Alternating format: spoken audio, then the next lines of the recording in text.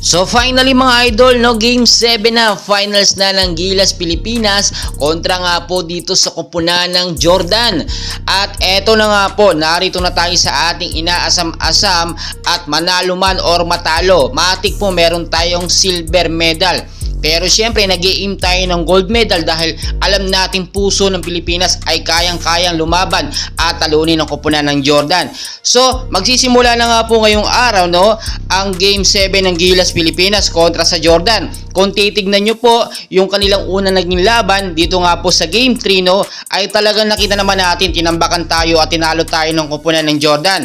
Well, hindi na po yun mangyayari ngayon. Syempre natuto na tayo sa pagkakamali nung naging laban sa Game 3 kontra sa koponan ng Jordan at hindi na po yun mauulit. So kung titignan po natin yung naging first 5 po sa Game 3, no, ay si Scotty, Junmar, Calvin Abtana, Japet Aguilar at si Justin Brownlee. Isang player lang naman ang pinalitan doon ni Coach Tim Con, which is nagdagdag po siya ng big man. Si Japet Aguilar nga po ang ating tinutukoy.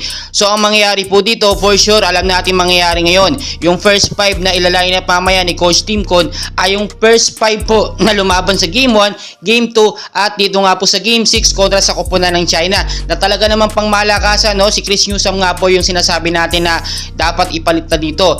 So alam natin malakas ang depensa ng koponan ng Jordan, nakita po natin yan dahil yung first game po nila, no, yung Game 3 ng Gilas at ng Jordan, under 6 minutes pa saka sila una nakapuntos dahil puro depensa. Ang gagaling talaga, no, nakita nyo. Pero yung after under 6 minutes na yon, si Justin Brownlee pa yung una nakapunto sa atin. Naka 4 points pa siya doon, no? Dalawang sunod po na dos. Pero nakita naman natin, biglang bumawi po ng paunti-unti ang koponan ng Jordan at nahabol yung score natin, no? Natapos yung first quarter, 3 points ang lamang nila sa score nga po na 16 at 13 ng Gilas Pilipinas. So hindi na po mangyayari yon dahil alam naman natin, ini-aim natin ngayon yung ibang diskarte or ibang taktika ni Coach Tim Con na papalagno at tatalo dito sa koponan ng Jordan. So ilang years pong hinihintay natin or hinintay natin para tayo makapasok ulit dito nga po sa semifinals at nanalo tayo. At ngayon finals na, no, after 25 years nangyari na nga po at mangyayari. Maiibalik na po sa atin ang gintong medalya since 1962 pa. So review lang kayo, no, sa mga hindi pa nakakaalam, naka-gold medal na po tayo pero napakatagal na. Gold medal tayo noong 1951, 1954, 1958 at 1962. Silver medal naman po noong 1990 at bronze medal naman noong 1986 at 1998. So kapag katalo tayo mamaya dito nga po sa koponan ng Jordan, matik po meron tayong silver medal. Achievement na po yan sa Gilas Pilipinas, which is napakaganda na po nun. History na po yun, no? Nakagawa ng another history ang Gilas Pilipinas. Sure ball yan, manalo man or matalo. What if maka-gold medal tayo? 2023 gold medal, no? Biruin po ninyo na ibalik ang ating gintong medalya since 1962 pa, no?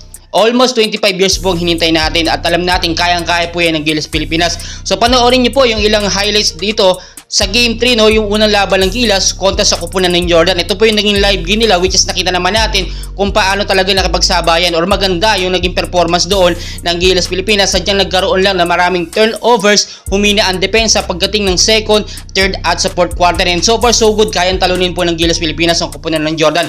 Ako po naniniwala sa pusong Pilipino na umiiral sa ating Gilas Pilipinas. And please suportahan natin ang Gilas, no. Alas 8 po ng gabi ang kanilang laban, no. Finals na po yan, Game 7, Gilas Pilipinas at Jordan. Maraming salamat. Making mincemeat out of that defense. Sometimes Justin Brownlee just attacking the defense. This is that first that he got, getting his first 2 points and the first 2 points for Gilas.